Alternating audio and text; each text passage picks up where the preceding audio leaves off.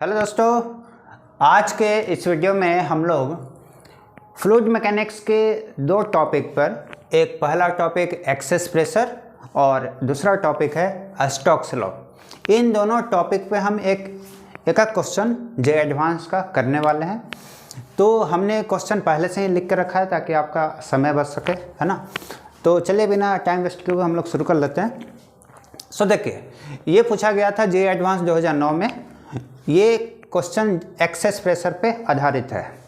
चलो देखते हैं क्वेश्चन क्या है। क्वेश्चन में बताया गया कि ये हमारे पास एक गैस चैम्बर है, ठीक है। जैसे कि आप देख पा रहे होंगे, ये गैस चैम्बर में गैस भरा हुआ है जिसका प्रेशर है 8 न्यूटन पर मीटर स्क्वायर, ठीक है ना। अच्छा, इस गैस चैम्बर का कुछ पार्टिकुलर टेम्परेचर होगा। इस गैस चैम्बर में गैस के अलावा दो सोप बबल है। एक बबल का नाम है ए, दूसरे बबल का नाम है बी। बबल ए का रेडियस दे रखा 2 सेंटीमीटर, बबल बी का रेडियस दे रखा 4 सेंटीमीटर, ठीक है।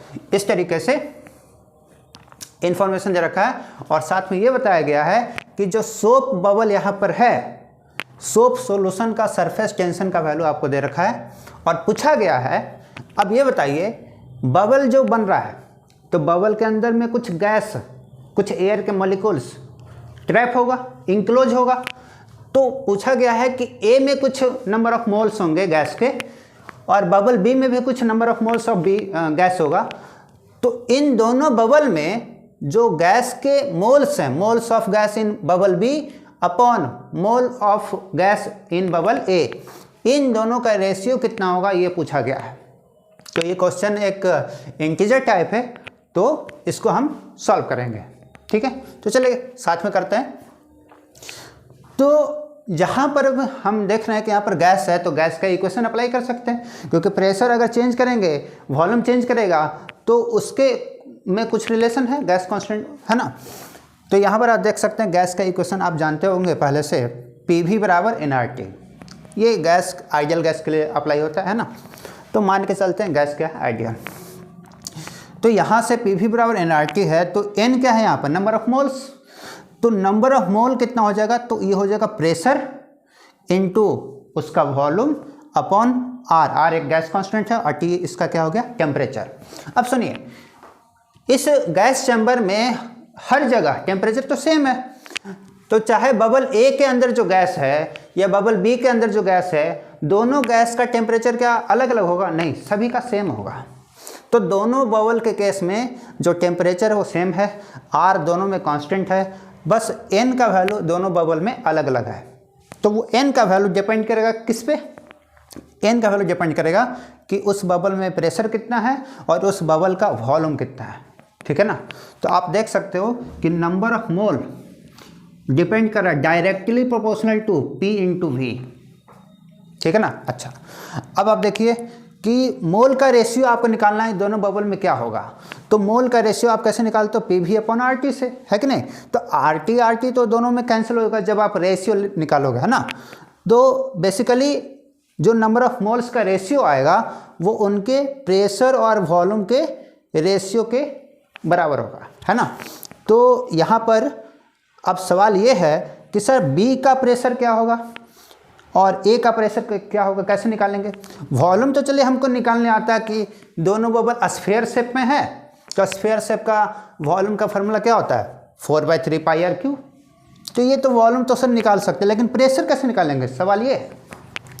तो देखिए, ये आप पढ़े होंगे एक्सेस प्रेशर वाले कंसेप्ट में कि अगर कोई बबल होता है, ठीक है, तो बबल के अंदर जो प्रेशर होता है गैस का, PI इनसाइड प्रेशर, और बबल के बाहर जो प्रेशर होता है PO आउटसाइड प्रेशर, इन दोनों प्रेशर के बीच में एक प्रेशर डिफरेंस होता है जिसको बोलते हैं एक्सेस प्रेशर, है कि नहीं। तो कितना होता है एक्सेस प्रेशर, अगर हम बात करें सोप बबल के केस में, तो ये वैल्यू होता है एक्सेस प्रेशर का वैल्यू, ये होता है 4T/R। कितना होता है, 4T/R, जहाँ पर T हो गया सरफेस टेंशन इस बबल का, जो सोप बबल बना हुआ उसका, और R हो गया इस बबल का रेडियस, ठीक है। तो ये होता है एक्सेस प्रेशर। एक्सेस प्रेशर बोले तो outside, inside pressure minus outside pressure, ठीक है ना। अब देखिए, तो एक्सेस प्रेशर अगर 4T/R है तो आप इनसाइड प्रेशर निकाल सकते हो कि नहीं, यहाँ से निकाल सकते हो। कैसे सर, इसको आप इधर भेज दो, मतलब बाहर का जो प्रेशर होगा वो कम होगा और अंदर का प्रेशर क्या होगा, ज़्यादा होगा। कितना ज़्यादा होगा, तो 4T/R, जितना ज़्यादा होगा उसी को हम क्या बोलते हैं, एक्सेस प्रेशर। तो यहाँ पर इनसाइड प्रेशर आपको निकालना है कि बबल के अंदर में, क्योंकि हम बबल के अंदर जो गैस है हम उसी गैस पर अप्लाई करने जा रहे हैं, ये PV = nRT। तो बबल के अंदर जो गैस है हम उसकी बात करेंगे केवल, ठीक है, उसके अंदर का वॉल्यूम, उसके अंदर का प्रेशर, ठीक है। तो अंदर का प्रेशर हमें निकालना है। बाहर का प्रेशर कितना है, बबल के बाहर, वो दे रखा है कितना, 8 Nm/m²। तो ये है, ये जो प्रेशर दे रखा है ना, ये चैम्बर का प्रेशर दे रखा है। अब चैम्बर में जो गैस है वो सब इसके सराउंडिंग में है, मतलब आउटसाइड प्रेशर दे रखा है। अब आउटसाइड प्रेशर दे रखा है, इस आउटसाइड प्रेशर में PO में जब आप 4T/R ऐड कर दोगे तो outside pressure plus excess pressure क्या बन जाएगा, इनसाइड प्रेशर। और यह जो हमें चाहिए था, तो excess pressure in bubble B upon excess pressure in bubble A, दोनों में सेम काम करेंगे। आउटसाइड प्रेशर में हम जोड़ देंगे कितना, 4T/R, है ना। आप जानते हो कि बबल के केस में 4T/R होता है, और वही अगर ड्रॉप होता ना तो 2T/R होता है ना। और अगर सिलेंड्रिकल शेप का होता तो T/R केवल होता है ना, आप जानते होंगे, ठीक है। अब क्या करना है, अब तो बस सभी का वैल्यू रखना है। तो जब आप प्रेशर का वैल्यू 8 रखिएगा, है ना, रेडियस का वैल्यू रखना, हाँ रेडियस का वैल्यू रखते समय ध्यान रखना है, रेडियस का वैल्यू दे रखा है सेंटीमीटर में, है ना, सेंटीमीटर में है ये। तो सेंटीमीटर में अगर रेडियस आपको दे रखा 4 और 2 सेंटीमीटर, तो आपको मीटर में कन्वर्ट करके रखना है यहाँ पर, ठीक है। तो जब आप सारे गिवन वैल्यू को आप रखिएगा तो आपको कैलकुलेट करके फाइनल आंसर आएगा 6। तो ये एक इंटीजर टाइप का क्वेश्चन था जिसका आंसर कितना आएगा, 6। तो ये इसमें हमने इस क्वेश्चन में एक्सेस प्रेशर का ये क्वेश्चन हमने किया, ठीक है। अब चलते हैं हम लोग दूसरे क्वेश्चन की तरफ। इस क्वेश्चन में ये जो क्वेश्चन हमने लिया है स्टोक्स लॉ का लिया है। इस क्वेश्चन में ये बताया गया है, क्वेश्चन क्या है पहले आप समझ लीजिए कि ये 2 कंटेनर हैं, दोनों में अलग अलग लिक्विड भरा हुआ है।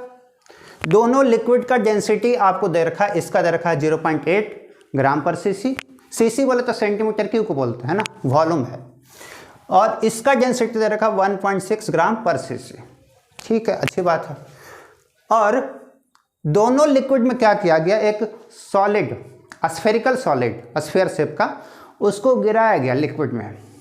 तो जब हम 2 स्फीयर को, है ना, दोनों स्फीयर आइडेंटिकल नहीं, अलग अलग है, हाँ दोनों जो स्फीयर हैं, सॉलिड स्फीयर हैं, उनका डेंसिटी सेम है, मतलब मटेरियल सेम है, लेकिन उनका जो डायमेंशन है, उसका जो डायमीटर है वो अलग अलग है। तो इस वाले स्फीयर का नाम P है, इसका डायमीटर दे रखा 1 सेंटीमीटर, और ये जो दूसरा वाला स्फीयर है इसका नाम है Q, और इस स्फीयर का डायमीटर है 0.5 सेंटीमीटर, ठीक है। तो फिर पूछा क्या गया, पूछा ये गया कि जब ये ड्रॉप इस पानी से, इस लिक्विड से हो करके नीचे जब गिरेगा, तो आप जानते हो कि स्टोक्स लॉ ने बताया था कि एक समय के बाद वो एक कांस्टेंट वेलोसिटी से गिरना शुरू हो जाएगा। क्यों? क्योंकि सर नीचे लग रहा होगा mg, जो ड्रॉप है, जो स्फीयर जो गिर रहा होगा लिक्विड में, तो उस पर एक mg फोर्स लग रहा होगा नीचे की ओर, और साथ में जब वो उसके पास वेलोसिटी आएगा तो उसके ऊपर एक दूसरा फोर्स लगेगा ऊपर की ओर। कौन सा? Viscous force. तो जैसे जैसे वेलोसिटी बढ़ेगा विस्कस फोर्स का वैल्यू बढ़ेगा। तो विस्कस फोर्स ऊपर और mg नीचे, है ना, दोनों क्या करेंगे, एक दूसरे को बैलेंस कर लेंगे। हालांकि यहाँ पर एक तीसरा फोर्स भी आएगा, बायोंट फोर्स, लेकिन वो विस्कस फोर्स और mg के कंपेरिजन में नेग्लिजिबल होगा, तो आप उसको इग्नोर करके चल सकते हो। तो हम मेनली यहाँ पर बात करेंगे 2 फोर्स की। एक होगा यहाँ पर कौन सा, mg फोर्स, और दूसरा विस्कस फोर्स, है ना। लेकिन आपको देखना है यहाँ पर जो डेटा है ना, स्फीयर जो पानी में गिर रहा है उसका डेंसिटी है कितना, इस स्फीयर का डेंसिटी आपको दे रखा है 0.8 और इसका दे रखा है लिक्विड का 8। तो एक काम करते हैं, बायोंट फोर्स का जो फोर्स लग रहा था ना उसको भी शामिल कर लेते हैं, है ना, ताकि आपको कोई भी कैलकुलेशन में अप्रॉक्सीमेशन लेने की ज़रूरत ना पड़े। ठीक है, तीनों फोर्स को मान लेते हैं। तो जब आप तीनों फोर्स को मानिएगा तो फिर एक समय के बाद स्टोक्स ने ये बोला था कि जब धीरे धीरे नीचे आएगा बॉल तो एक समय के बाद ऊपर लगने वाला फोर्स और नीचे लगने वाला फोर्स दोनों एक दूसरे को क्या कर लेंगे, बैलेंस कर लेंगे। और जब बैलेंस कर लेंगे तो उस पर नेट फोर्स कितना हो जाएगा, 0। नेट फोर्स 0 तो वेलोसिटी क्या हो जाएगा, कांस्टेंट। जो वेलोसिटी कांस्टेंट हो जाएगा तो अब वो उसी वेलोसिटी के साथ वो यूनिफॉर्म मोशन करता हुआ नीचे आएगा। तो वो जो कांस्टेंट वेलोसिटी उसने अचीव किया, उस कांस्टेंट वेलोसिटी का ही नाम क्या है, टर्मिनल वेलोसिटी, जिसको हम बोलते हैं ना। तो टर्मिनल वेलोसिटी ये बॉल P भी अचीव करेगा और इसमें बॉल Q भी अचीव करेगा। तो पूछा गया ये है कि दोनों बॉल का टर्मिनल वेलोसिटी का रेशियो क्या होगा, ये क्वेश्चन था, है ना। क्वेश्चन के जरिए ही हम आपको टर्मिनल वेलोसिटी के बारे में कुछ ओवरव्यू दिए। ठीक है, तो दोनों कंटेनर में P और Q का टर्मिनल वेलोसिटी का रेशियो पूछा गया है, यह क्वेश्चन। अब देखिए, स्टोक्स लॉ ने जब इसको डेराइव किया था नेट फोर्स बैलेंस करके, ऊपर नीचे का फोर्स बैलेंस करके, तो उन्होंने टर्मिनल वेलोसिटी का ये फॉर्मूला निकाला था, 2/9 ईटा। ईटा क्या है, कोफिशिएंट ऑफ विस्कोसिटी लिक्विड का, जिसमें वो डूबा हुआ है ना। तो इसका कोफिशिएंट ऑफ विस्कोसिटी दे रखा 3 पॉइज यूनिट होता है, सीजीएस यूनिट। ठीक है, अच्छा, इसका दे रखा है 2। तो अब ये फार्मूला आपको आना चाहिए। ठीक है, अब इस फार्मूले में आपको सब कुछ दे रखा है। आर क्या है सर, इसमें आर है जो बॉल उस लिक्विड में से होकर के गिर रहा है, उस बॉल का, स्फेरिकल बॉल का रेडियस। जी तो आप जानते हैं एक्सेलरेशन ड्यू टू ग्रेविटी। रो क्या है, रो है डेंसिटी किसका, लिक्विड का। जिस लिक्विड से ये गिर रहा है ना बॉल, उस लिक्विड का डेंसिटी। सिग्मा क्या है, सिग्मा है डेंसिटी ऑफ बॉल, जो बॉल आप गिरा रहे हो लिक्विड में उसका डेंसिटी है। ठीक है, अच्छा, तो जब सारे इंफॉर्मेशन जो भी यहाँ पर डेटा आपको दे रखा है, वो सारे डेटा जब आप इस फॉर्मूले में रखोगे तो आपको देखिए, आपसे तो रेशियो पूछा गया था, तो जब आप रेशियो लोगे ना तो जो कांस्टेंट टर्म है वो गायब हो जाएगा। कैसे, कौन कौन है कांस्टेंट टर्म, ये हो गया 2, 9, G, ये सब क्या कांस्टेंट है। तो कांस्टेंट ऊपर नीचे क्या हो जाएगा, कैंसिल। तो बचेगा क्या, बचेगा R² का ratio, then rho minus sigma का रेशियो, P और Q दोनों के लिए, देन ईटा का रेशियो, है ना। ईटा यहाँ पर क्या है, वेलोसिटी के साथ इन्वर्सली वेरी कर रहा है, तो P का ईटा नीचे आएगा, Q का ऊपर जाएगा। ठीक है, अच्छा, अब कुछ नहीं करना था, इसमें जो भी डेटा दे रखा आप वैल्यू रख दो सीधा, और कैलकुलेट करने के बाद आंसर आपका आएगा 3। ठीक है, तो ये इंटीजर टाइप क्वेश्चन था, इसका आंसर 3 होगा। तो इस वीडियो में हमने देखा 2 एडवांस के एग्जाम्पल्स, जिसमें एक क्वेश्चन था on the basis of excess pressure और दूसरा था स्टोक्स लॉ। ठीक है, तो आज के वीडियो में बस इतना ही रखते हैं, मिलते हैं अगले वीडियो में।